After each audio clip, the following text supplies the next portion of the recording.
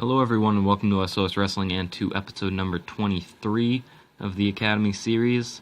And to start off, I have a little bit of an announcement to make. This will probably be the last episode of Season 1 consistently uploaded to the channel. I'm not going to end off the series indefinitely because not everyone's careers is over and I don't want to leave you guys hanging like that. But I do need to start Season 2. I have it all set up, basically. Just, dealing with a few things. There are going to be 11 people, which is 2 more than this time, even counting the 2 that we added, a couple years in. But, so this will be the last one that I upload weekly, for the most part. I might upload one next week just for the heck of it, but don't expect Season 1 to come weekly from now on, basically.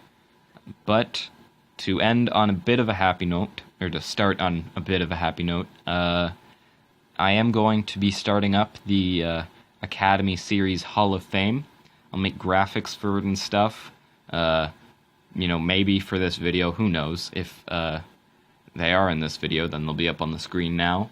But, I'll put a poll in the video in the top right, whatever the I or information tab thing is, the little button that you press. There'll be a poll there with every person or every wrestler who's a part of the Academy series on there.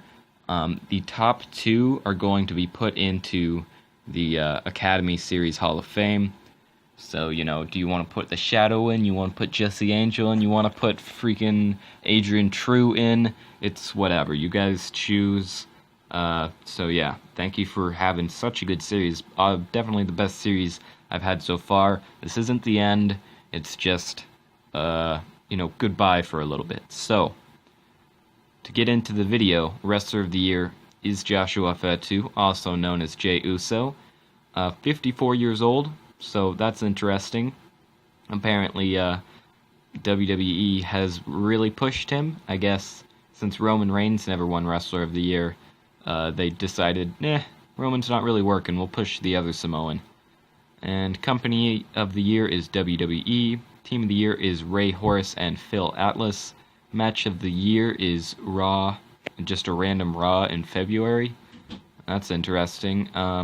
Uso defeated Daniels and Cass. I wouldn't expect that to be Christopher Daniels, because he's probably in his 60s by now. But, maybe, he's actually probably around 60. But, so handicap match there. Show of the Year is No Mercy. I messed up there with the match of the year.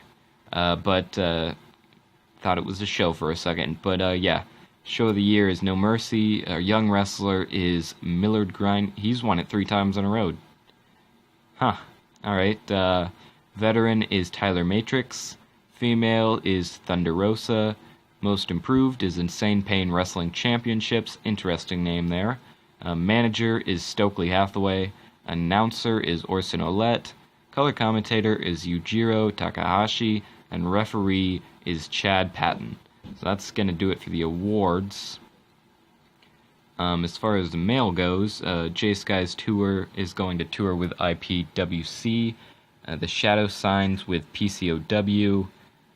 Jay Sky's got an offer from DWF. The Shadow broke his orbital bone. Isabella extended her deal with VWI.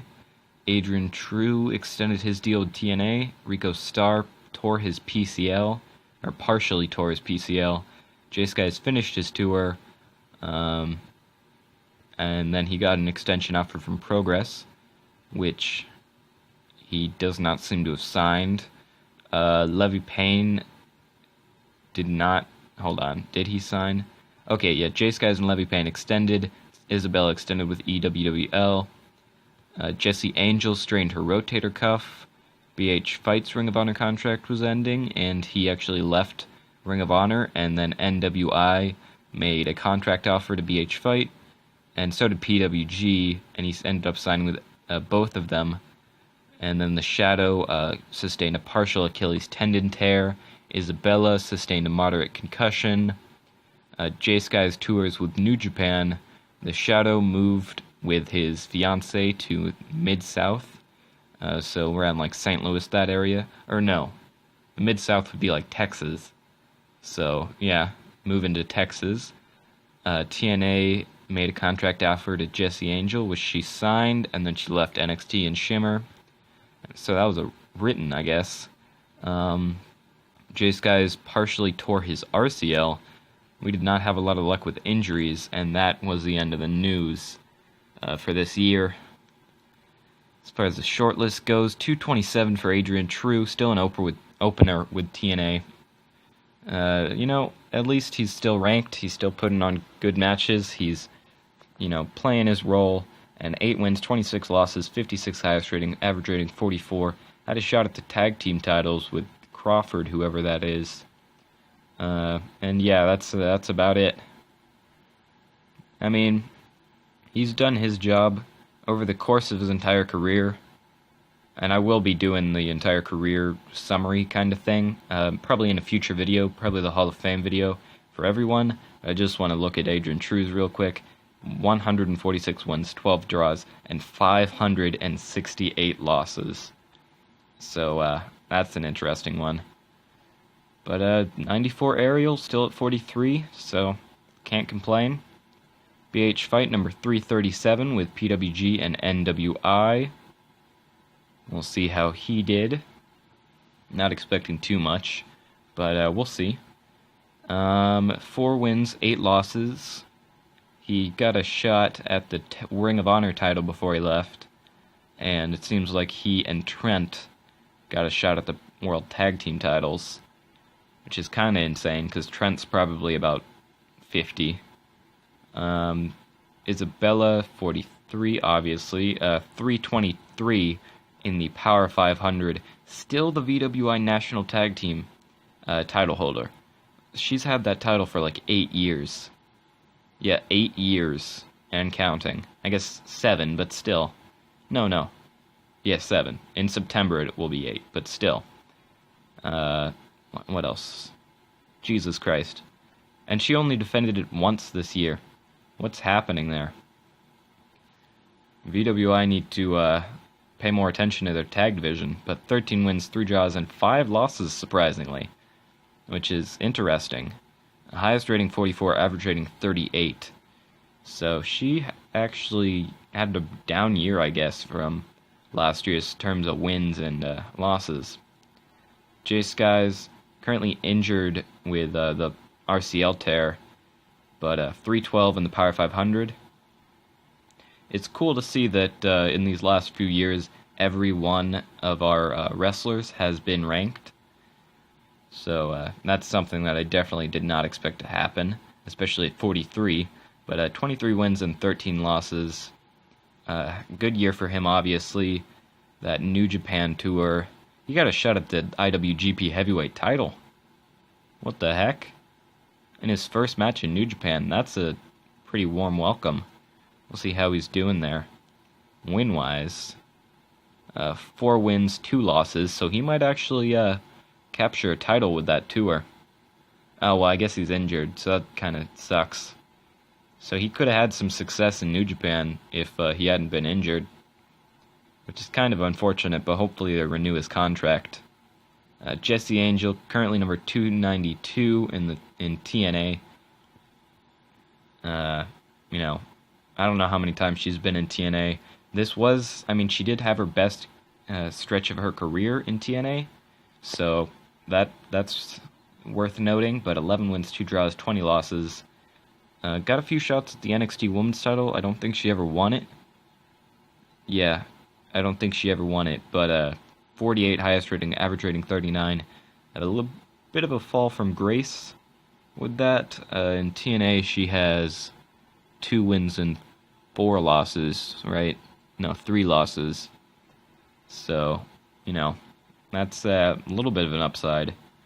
As far as her career, obviously, not very big on the title ranking or title reigns, but as far as end of the year awards, she has the most, and she was number 5 at her peak, which was then quickly went downhill pretty fast.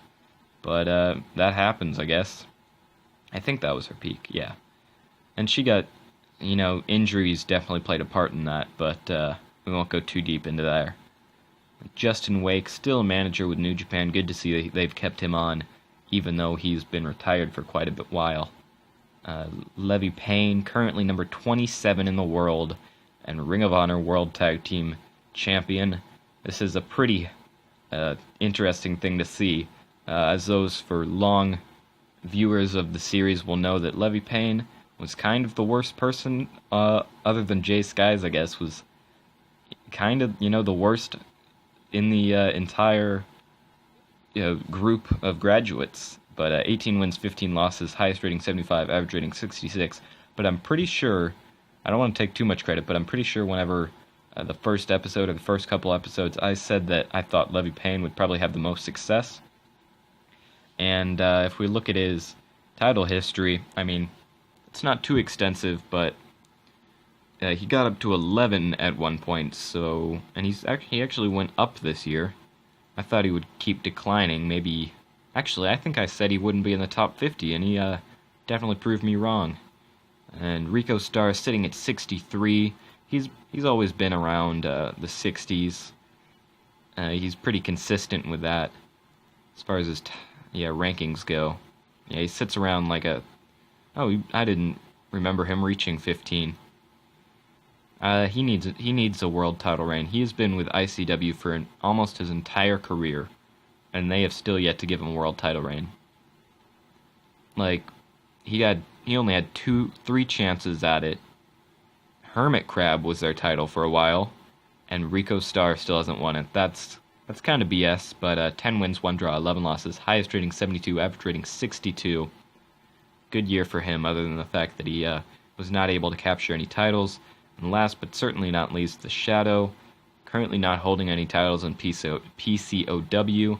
LOC, he's currently a part of the Dragon Gate Hall of Fame. What did I tell you? Oh, he's retired. So, I guess we were right.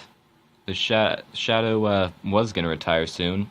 Coincidentally, the last consistently uploaded video. So, he does enter the Hall of Fame. If I'm probably going to vote for the Hall of Fame thing, and I think I'm going to cast my vote for the Shadow because he was basically the epitome of this series. He stayed with one company for almost his entire career. Unfortunately, he didn't retire in Dragon Gate, but they did bring him back for the Hall of Fame ceremony and stuff. But look at all these titles that he captured just in Dragon Gate. 7-time Open the Triangle Gate champion, and he won he got Open the Brave Gate, his first in 2038, when he was in his 40s. So he's just a real team player for Dragon Gate. He had like almost 100 matches every year for a short stint, and yeah, his last match was a loss to Blaze and Infernal. He did beat Hiroto Akubo, whoever that is. I was hoping it might be someone from... Oh, he teamed with Osprey. That's cool. But yeah, 5 wins, 2 losses, highest rating 35, average rating 27.